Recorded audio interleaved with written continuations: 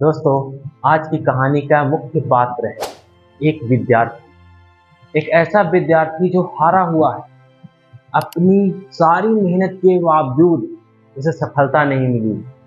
वह अपने मन में गहरे विचारों में खोया हुआ है और सोच रहा है कि अब इस दुनिया में जीने का कोई फायदा नहीं। और अंततः वह एक ऐसी शर्मनाक हरकत कर देता है और अपनी जीवन लीला समाप्त कर देता है। तो दोस्तों, विद्यार्थियों का आत्महत्या करना इस दुनिया के लिए एक श्राप के जैसा है कि इसी वजह से हम बहुत सारे ऐसे बुद्धिमान बच्चों को खो देते हैं जो इस दुनिया का नक्शा बदल सकते हैं, इस दुनिया को और बेहतर बना सकते थे, और वो बच्चे किसी न किसी कारणवश अपनी जीवन लीला समाप्त कर लेते। तो दोस्तों, इस वीडियो में हम बात करेंगे स्टूडेंट सुसाइड पे कि आखिरकार बच्चे क्यों अपनी जीवन लीला समाप्त कर रहे हैं। क्या इसके पीछे का कारण हमारी शिक्षा व्यवस्था है, पेरेंट्स का दबाव है, सोसाइटी का दबाव है, या फिर कोई और मेजर प्रॉब्लम है?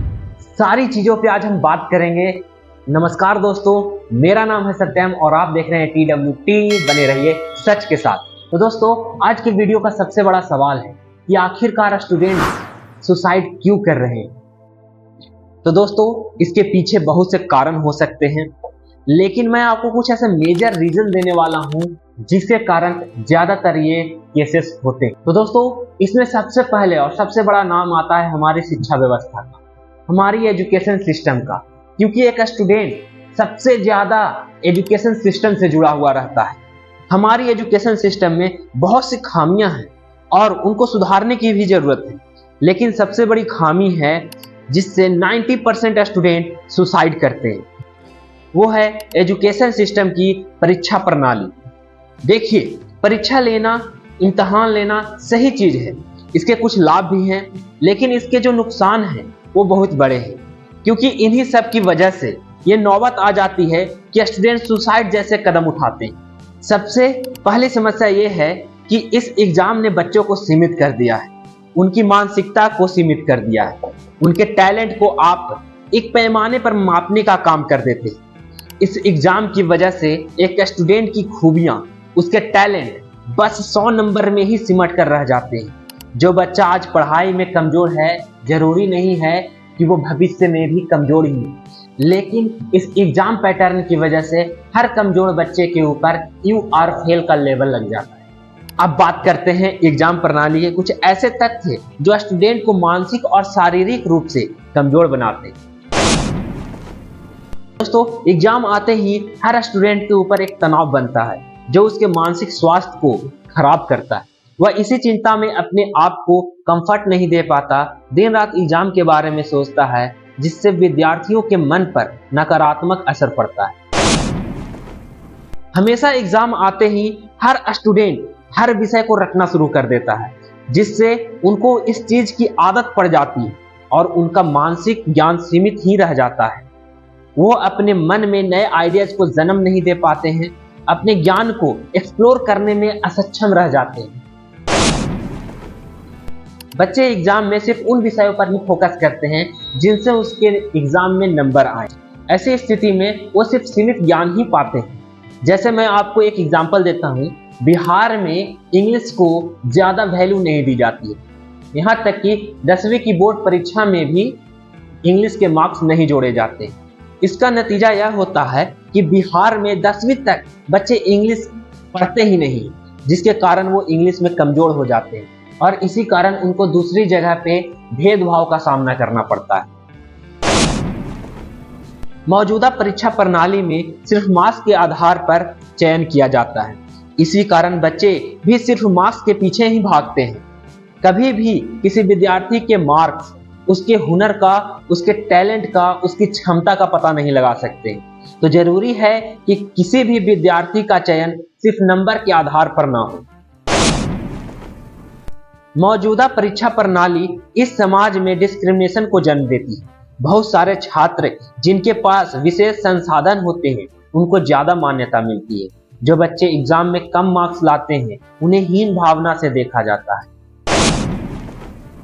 दोस्तों, पास और फेल का होना, अब ये आप लोगों को लग रहा होगा कि ये तो बस एक मानक है जो कमजोर और अच्छे बच्चों में अंतर बताता है, लेकिन नहीं दोस्तों, फेल और पास यही वो चाबी है जिससे बच्चे सुसाइड का ताला खोलते हैं। जो बच्चा एग्जाम देकर अच्छे नंबर लाता है, पास होता है, उसका मनोबल तो ठीक रहता है, उत्साह हाई होता है, मानसिक तनाव भी नहीं होता है, कोई प्रेशर भी नहीं है उस पर। लेकिन जो बच्चा फेल होता है, जिसके मार्क्स कम आते हैं, उसके दिमाग में एक विकार उत्पन्न होता है जिससे उसे लगता है वह फेलियर है, उसका कोई वजूद नहीं है। वो अपने आप को हीन भावना से देखना शुरू कर देता है और इस चीज को और स्ट्रोंग बनाती है ये सोसाइटी और पेरेंट्स। जब भी बच्चा किसी एग्जाम की तैयारी करता है तो उसके पेरेंट्स कहेंगे अच्छे नंबर लाना, फेल मत होना, इसके लिए मैंने बहुत पैसे लगाए हैं, मेरा पैसा नहीं डुबा देना। उनको लगता है कि इस तरह से बच्चों को डराने से वो और ज्यादा मेहनत करेंगे और ज्यादा अच्छे से पढ़ेंगे। लेकिन ये सब सारी चीजें उनके मन में एक डर बैठा देती है। बच्चे भी पूरी मेहनत करते हैं, लेकिन पूरी मेहनत के बाद भी उनका सिलेक्शन नहीं हो पाता है, वो किसी न किसी कारण फेल हो जाते हैं। अब उस स्टूडेंट के मन में बैठ जाता है कि मैं फेल हो गया हूँ, मैंने पापा का पैसा डुबा दिया है, मैंने अपने पेरेंट्स की नाक कटा दी है, मैं फेलियर हूँ। अब जो बच्चा मानसिक रूप से कमजोर है वो इस आत्मग्लानि में आत्महत्या कर लेते। लेकिन बहुत से ऐसे भी पेरेंट्स होते हैं जो बच्चे के फेलियर के बाद भी उन्हें सपोर्ट करते हैं। ये बहुत अच्छी बात है। माँ बाप को अपने बच्चे को सपोर्ट ही करना चाहिए, इससे उनका आत्मबल बढ़ता है और ये गलत रास्ते पर जाने से बच जाता है। जब भी आपका बच्चा फेल हो जाए किसी भी सब्जेक्ट में, वो अपना मनोबल गिरा हुआ पाता है, उसके कंधे पर हाथ रखिए और बस एक ही बात कहिए, कोई बात नहीं, अगली बार हो जाएगा, फिर से मेहनत करो, मैं हूं तेरे साथ खड़ा। लेकिन एक है दोस्तों जो आपके फेलियर पर आपको कभी भी सपोर्ट नहीं करेगा, वो हमेशा सक्सेस को ही तवज्जो देता है। और कहीं ना कहीं यही एक मेजर रीजन है कि स्टूडेंट सुसाइड के मोड़ पर खड़े होते हैं। ये मेजर रीजन है सोसाइटी, ये समाज का दबाव। जी हाँ दोस्तों, आप कुछ भी कर लें, ये समाज किसी का सपोर्ट नहीं करती। अगर आप किसी भी चीज में फेल करते हैं तो ये समाज आपको ऐसे ट्रीट करेगा जैसे आप सोसाइटी के बाहर के हैं।